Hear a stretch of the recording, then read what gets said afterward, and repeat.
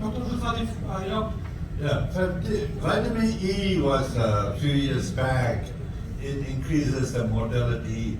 It does this and that. And finally, now at this point of time, scientific data approved that vitamin E has some role in relieving the muscle. yeah, Dr. Gulfadif, you want to say something? Please. Yeah, for us, a patient comes in, the first vitamin E is not the first Line of treatment. The first line of treatment is still to advise your patients to reduce weight, Lifestyle modifications, yeah. diet, combine. Then the next stage is drugs. Vitamin E has been proven to be beneficial. Then glitazone, which is an insulin sensitizer, because the major driver of muscle gain is insulin resistance. So you need to address that point. And that is where glitazone comes in. The vitamin E is also useful. Yeah, Dr. Johnson, yes. Sorry. In regards to vitamin E, I think the landmark trial for that is the PIVES trial, the pioglitazone versus vitamin E trial. And the problem with the vitamin E and as well as the pioglitazone is the side effect. So that's why it's not really a forefront treatment for muscle. For vitamin E, what we fear of is the development, especially for males who are not biopsy proven fatty liver, given with vitamin E, is the problem of development of prostate cancer. So that's one. The problem with pioglitazone, that's why it's not really widely given.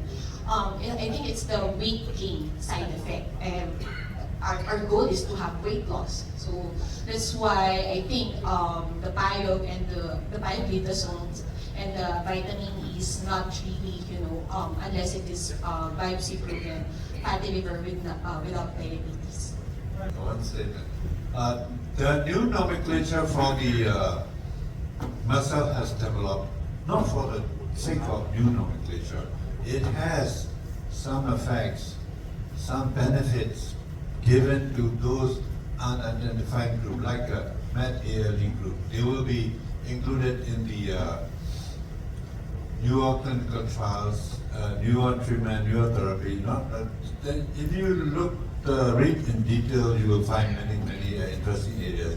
But this is quite a different from the hepatorenal syndrome. Hepatorenal syndrome, International Ascites Club definition and the current is totally different. But treatment is the same. Right. Vasopressor plus volume expansion.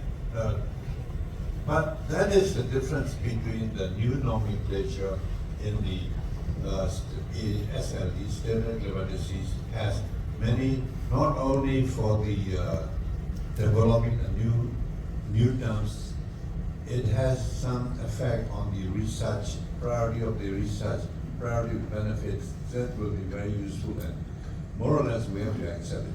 So how are your expert feedback to the genetic roots involved in the metabolic syndrome associated with the nephropathy? It is uncontrollable epidemic, irrespective of your age. Younger people are more even prone to those metabolic disorders, because in my country, for example, now we have a KFC, something like all those you call it cheap quality food that in my country are thought to be a trend, higher class people take it.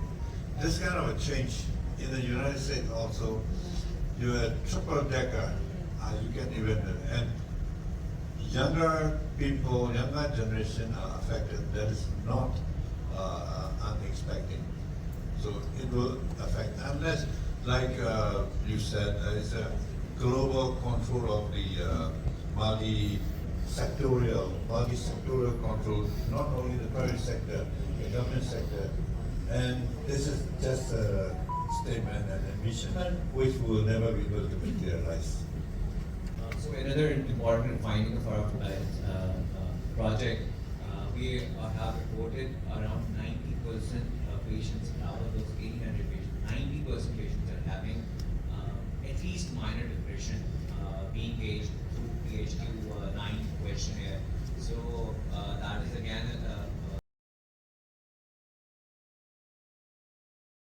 of the this methodology, and they try to develop, like doctor said, fibrogenic process modulator, inflammatory modulator, immunity. If you want the slides, you can get it from the gets. I can freely give you the MSLE is need a multi drug therapy approach, lifestyle intervention, GLP-1, semaglutide and liraglutide. I want to give the information that semaglutide or the Ozempic, people use so much so that worldwide shortage of semaglutide. You cannot buy in Australia anymore. Even in the United States, available in only few centers.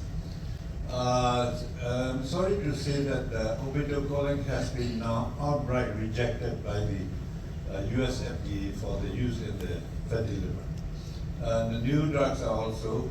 So with this, I would like to conclude, and I hope this will give a great prestige to the IJTEP 2023. You are introducing a new nomenclature. Thank you very much.